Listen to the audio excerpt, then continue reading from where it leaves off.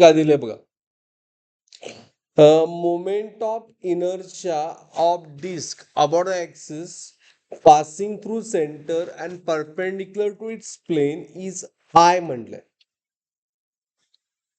Ratio of moment of inertia about parallel axis tangential to its rim to the passing through point midway between center and the rim.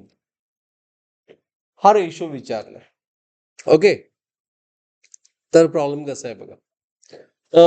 Disk given as a body, मोठी disk लागली.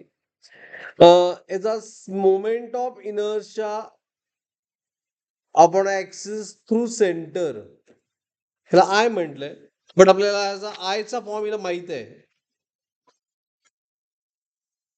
Is डिस्कचा formula mr²/2.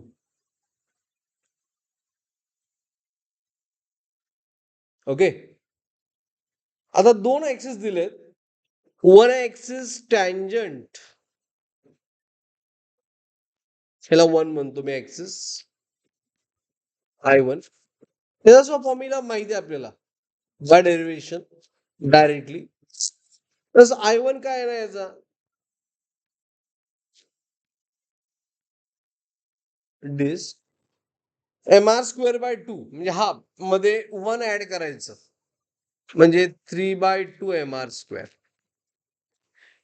Formula wise parallax theorem use केला. Actually mr² add केलं म्हणजे one add केलं.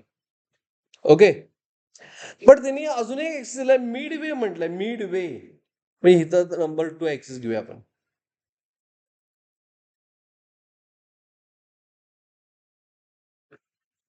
Number 2 axis, the 2 axis mid way म्हणून centre पासून distance किती असणार.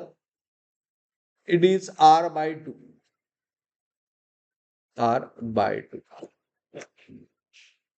Okay, so moment of inertia I2 find करायचं. एनी एक्स I2 आहे.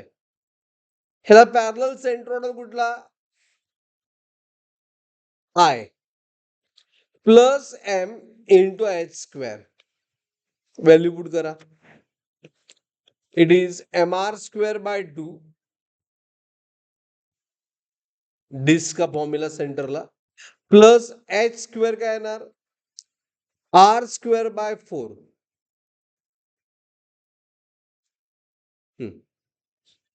हे जर आपण ऍड केलं तर काय होणार, mr² कॉन्स्टंट. याला काय करतो की दोघांचा बेस सेम करतो. म्हणजे 2 ने मल्टिप्लाय केलं 4 झालं, 2 + 1 3. So it is 3mr². 3mr²/4.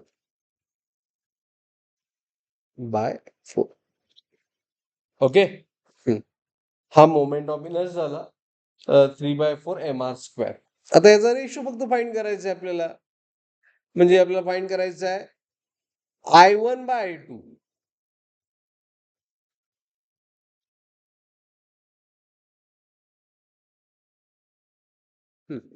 So mr² कॉमनच आहे, कॅन्सल होणार. म्हणजे काय होणार ऍक्च्युली हे 3/2 mr² आणि whole divide by 3/4 mr². So mr² get cancel. म्हणजे काय आलं, 3/2 मल्टिप्लाय विथ उलट झालं 4/3 divide by 3/4 multiply with 4/3. So it is 2/1. I1/I2 is 2/1. 2:1. तस हिंट वाईज म्हटलं तर 3/2 आणि 3/4 म्हणजे परत हाफ झालं. हे डबल आहे त्याच्या. Okay, I2. So 2:1 is option, nothing but option A.